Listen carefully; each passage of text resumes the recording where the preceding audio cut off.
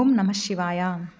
శ్రావణ మాసం మన భారతీయ సంస్కృతిలో భక్తి పూజలు వ్రతాలతో ఎంతో పవిత్రంగా భావించే మాసం శ్రావణ మాసం. ఈ శ్రావణ మాసంలో వచ్చే ముఖ్యమైన పర్వదినాలలో నాగపంచమి కూడా ఒకటి. నాగపంచమి రోజున నాగదేవతలను భక్తితో పూజిస్తారు. పసుపు కుంకుమ పాలు సమర్పిస్తారు. పువ్వులతో ఆరాధిస్తారు. నాగదేవతలను స్మరిస్తూ ప్రార్థనలు చేస్తారు. అయితే నాగపంచమిని ఎందుకు జరుపుకుంటారు? నాగదేవతలను పూజించే సాంప్రదాయం వెనుక ఉన్న పురాణ కథ ఏమిటి? జన్మేజయుడి సర్పయాగానికి నాగపంచమికి ఉన్న సంబంధం ఏమిటి? ఆస్తిక మహర్షి ఎవరు? ఈ ప్రశ్నలన్నిటికీ సమాధానం చెప్పే ఒక అద్భుతమైన పురాణ కథను ఇప్పుడు తెలుసుకుందాం. పూర్వకాలంలో పరీక్షితుడు అనే ఒక గొప్ప మహారాజు ఉండేవారు. ఆయన పాండవ వంశానికి చెందినవారు. ఒక సందర్భంలో పరీక్షితుడు ఒక ఋషి పట్ల అపచారం చేశారు. ఆ సంఘటన కారణంగా ఆ ఋషి కుమారుడైన శృంగి మహర్షి పరీక్షిత మహారాజుకి ఒక శాపం ఇచ్చారు. 7వ రోజు తర్వాత తక్షకుడు అనే నాగరాజు కాటు వేయడం వలన నీకు మరణం సంభవిస్తుంది అని శాపం ఇచ్చారు. ఆ శాపవార్త పరీక్షిత మహారాజుకి తెలిసింది. అప్పుడు తన జీవితంలో చివరి రోజులను భగవంతుని స్మరణలో గడపాలి అని నిర్ణయించుకుంటారు పరీక్షితుడు. అక్కడే మహర్షి శుకుడు పరీక్షిత మహారాజుకి శ్రీమద్ భాగవతాన్ని బోధించారు అని ప్రసిద్ధి కథ కూడా వస్తుంది.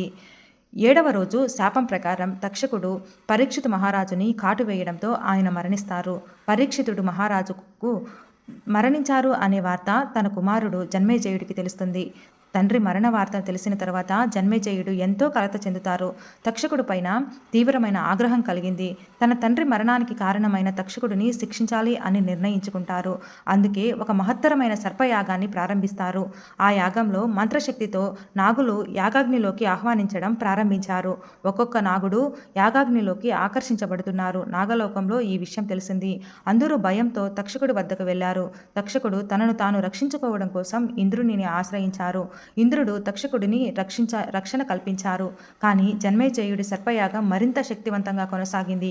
యాగశక్తి వలన తక్షకుడు ఇంద్రుడితో సహా యాగస్థలానికి ఆకర్షించబడే పరిస్థితి ఏర్పడింది. అప్పుడు నాగవంశాన్ని రక్షించడానికి ఒక మహర్షి ముందుకు రావాల్సిన సమయం వచ్చింది. ఆ మహర్షే ఆస్తికుడు. ఆస్తిక మహర్షి సాధారణ మహర్షి కాదు. ఆయన తల్లి జరత్తారు అనే నాగకన్య. ఆయన తండ్రి ఒక మహర్షి. ఆమె నాగరాజు వాసుకి సోదరి ఆయన తల్లి.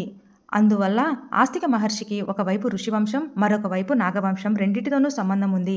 ఆస్తికుడు చిన్న వయసులోనే వేదాలను శాస్త్రాలను అభ్యసించి గొప్ప జ్ఞానాన్ని సంపాదించారు. ఆయనలో భక్తి జ్ఞానం ధర్మబుద్ధి నిండిపోయి ఉండేవి. నాగవంశం ఆపదలో ఉందని తెలిసినప్పుడు మహర్షి జన్మేజయుడి సర్పయాగం వద్దకు వెళ్ళాలి అని నిర్ణయించుకుంటారు. మహర్షి యాగశాలకు చేరుకున్నారు. అక్కడ జరుగుతున్న మహాయజ్ఞాన్ని చూశారు. జన్మేజయుడి యాగంలో కూర్చుని ఉన్నారు. ఋషులంతా మంత్రాలను జపిస్తున్నారు. యాగాగ్ని జ్వలిస్తుంది. అప్పుడు ఆస్తిక మహర్షి రాజును స్తుతించారు. ఆయన జ్ఞానం వాక్చాతుర్యం జన్మేజయుడిని ఎంతో సంతోషించారు. రాజు ఆస్తికుడితో ఇలా అన్నారు, మహర్షి, మీ మాటలకు నేను ఎంతో సంతోషించాను. మీకు కావలసిన వరం ఏదైనా అడగండి, నేను తప్పక ఇస్తాను అని. అప్పుడు మహర్షి రాజా, ఈ సర్పయాగాన్ని ఇక ఆపేయండి. నాగవంశాన్ని రక్షించండి. తక్షకుడితో సహా నాగులను సంహరించకుండా యాగాన్ని నిలిపివేయండి అని కోరుకున్నారు. జన్మేజయుడు ఒక్క క్షణం ఆలోచించారు. తన తండ్రి మరణానికి కారణమైన తక్షకుడిపై ఉన్న ఆగ్రహం ఇంకా పూర్తిగా తగ్గలేదు. కానీ తాను ఇచ్చిన మాట వెనక్కి తీసుకోవడం రాజధర్మానికి తగదు. అందుకే ఆస్తిక మహర్షికి ఇచ్చిన వరాన్ని నిలబెట్టుకున్నారు. సర్పయాగాన్ని ఆపివేశారు. సర్పయాగం ఆగిపోయింది. నాగవంశం రక్షించబడింది. తక్షకుడు కూడా రక్షించబడ్డారు. ఆస్తిక మహర్షి జ్ఞానం ధర్మబుద్ధి వల్ల ఒక గొప్ప వినాశనం ఆగిపోయింది. ఈ కథలో ఆస్తిక మహర్షి పాత్ర ఎంతో గొప్పది. ఎందుకంటే ఆయన ప్రతీకారం కంటే ధర్మాన్ని ఎంచుకున్నారు. కోపం కంటే శాంతిని ఎంచుకున్నారు. వినాశనం కంటే రక్షణను కోరుకున్నారు. ఈ పురాణ కథను స్మరించుకుంటూ నాగదేవతలను పూజించే సాంప్రదాయం ఏర్పడిందని అనేక ప్రాంతీయ సాంప్రదాయాలు చెబుతున్నాయి. నాగపంచమి రోజున నాగదేవతలను భక్తితో స్మరించడం, వారి పట్ల గౌరవం చూపించడం, ప్రకృతిలోని జీవరాశులను గౌరవించడం మన సాంప్రదాయంలో ఒక ముఖ్యమైన భావనగా కనిపిస్తుంది. అయితే నాగపంచమి ఆచారాలు ప్రాంతానుసారంగా మారుతూ ఉంటాయి. కొన్ని ప్రాంతాలలో పుట్టలకు పూజలు చేస్తారు. కొన్ని ప్రాంతాలలో నాగదేవతల ప్రతిమలను పూజిస్తారు. కొన్ని కుటుంబాలలో ప్రత్యేకంగా నాగపంచమి వ్రతాన్ని కూడా ఆచరిస్తారు. మన పురాణాలలో నాగులకు ప్రత్యేకమైన స్థానం ఉంది. ఆదిశేషుడు శ్రీ మహావిష్ణువు శేషతల్పంగా వర్ణించబడతారు. వాసుకి సముద్ర మదనంలో ముఖ్యమైన పాత్ర పోషించారు. వాసుకి పరమశివుడి కంఠాన్ని అలంకరించే నాగరాజుగా కూడా ప్రసిద్ధి చెందారు. అందువలన నాగరూపం మన పురాణాలలో అనేక దైవ కథలతో అనుసంధానమై ఉంది. నాగపంచమి సందర్భంగా ఈ పురాణ కథలను స్మరించుకోవడం ద్వారా మన సంస్కృతిలోని ప్రకృతి గౌరవ భావనను కూడా గుర్తు చేసుకోవచ్చు. నాగపంచమి కథలో ఒక గొప్ప సందేశం దాగి ఉంది. కోపం ఎంత గొప్పదైనా ధర్మం దానికంటే గొప్పది. జన్మేజయుడికి తండ్రిపైన ప్రేమ ఉంది. తండ్రి మరణంపై బాధ ఉంది. తక్షకుడి పైన కోపము ఉంది. కానీ ఆస్తిక మహర్షికి ఇచ్చిన మాటకు కట్టుబడి యాగాన్ని ఆపారు. అందుకే జ్ఞానం కోపాన్ని శాంతింపచేయగలదు. ధర్మం వినాశనాన్ని ఆపగలదు. కరుణ జీవరాశులను కాపాడగలుగుతుంది. ఇదే ఈ పవిత్రమైన కథ మనకు అందించే అందమైన సందేశం. నాగపంచమి అంటే కేవలం నాగదేవతలను పూజించే రోజు మాత్రమే కాదు, మన పురాణాలను స్మరించుకునే రోజు, ప్రకృతిని గౌరవించే రోజు, ప్రతి జీవరాశి పట్ల కరుణ కలిగి ఉండాలి అని గుర్తు చేసుకునే రాజు.